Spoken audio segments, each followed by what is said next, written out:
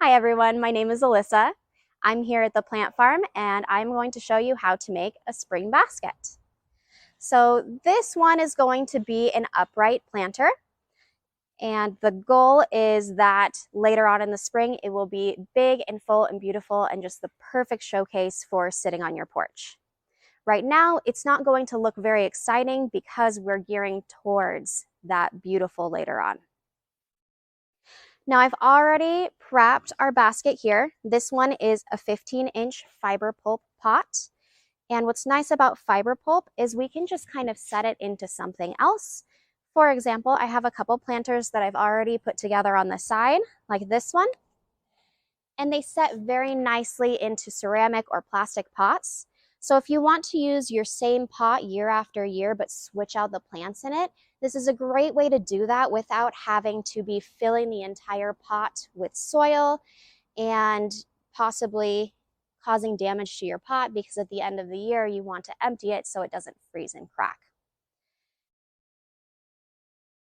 And as the season goes on, this will continue to grow over the edge and it will hide this little lip that is currently showing.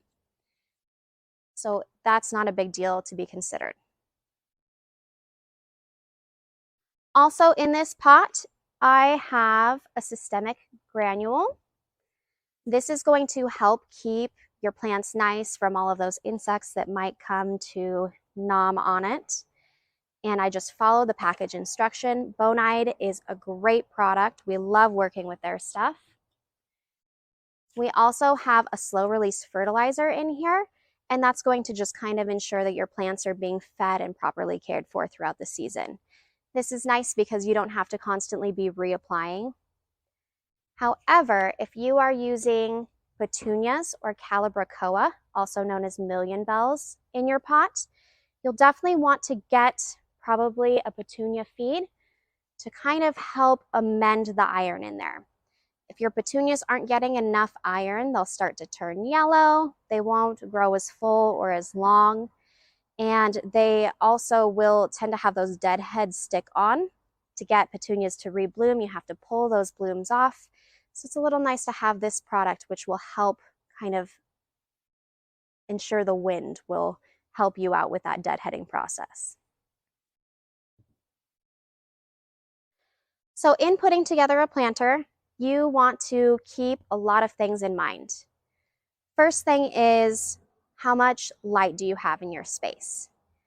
I am building a basket right here that is for full sun, but you wouldn't want to mix together something that needs full sun with something that is shade, or put the wrong type of plants in the wrong lighting. Definitely check tags, check with your garden associates. They'll be able to steer you in the right direction. In addition to that, you want to know the heights of the different plants that you're using in here. So when I build a basket or an arrangement, we have 3 different types of plants to use in there. The first is called a thriller. This is something that's going to get tall and kind of be your showstopper of it. That can be something like over here, I planted a little bit of purple fountain grass. It might not look like much now, but as the season goes, this can get up to 18 to 20 feet or 20 inches tall. And it will also put out these beautiful little fluffy, flowery ends to them as well.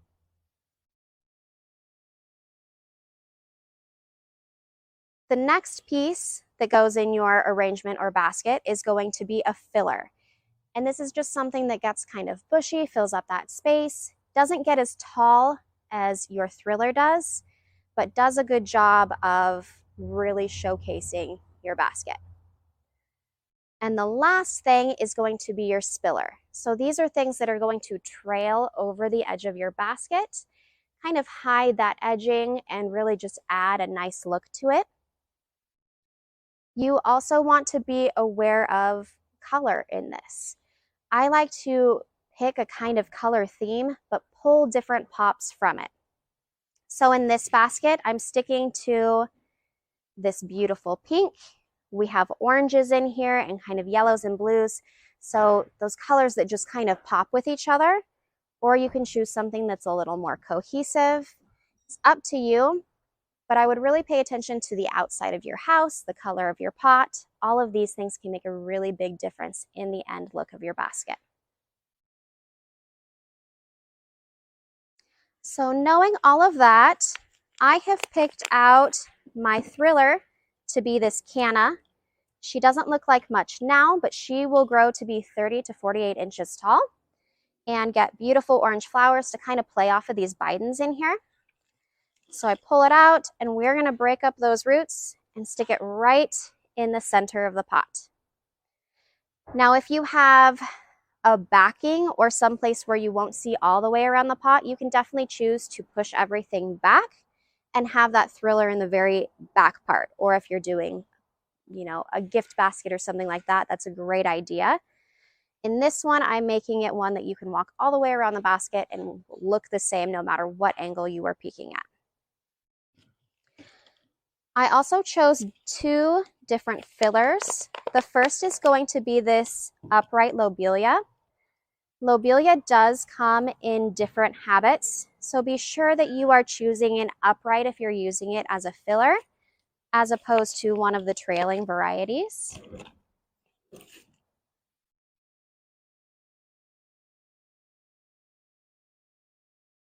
And then bidens are my other filler. And these ones, again, will stay fairly upright. They're not going to fall over like our spillers will.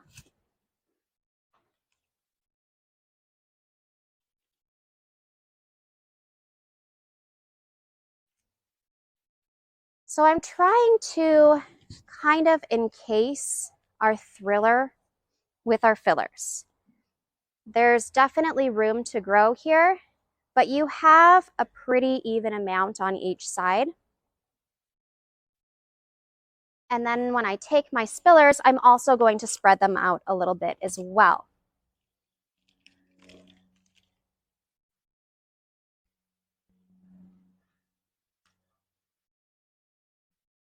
There are also upright and trailing petunias, so keep that in mind as you plant. Make sure that you get the kind for the need that you have. And all of these things are going to grow.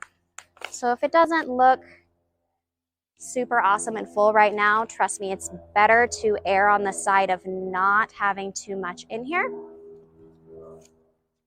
Because if it gets too crowded, you'll have a lot more issues with browning and your basket just might not look as nice at the end.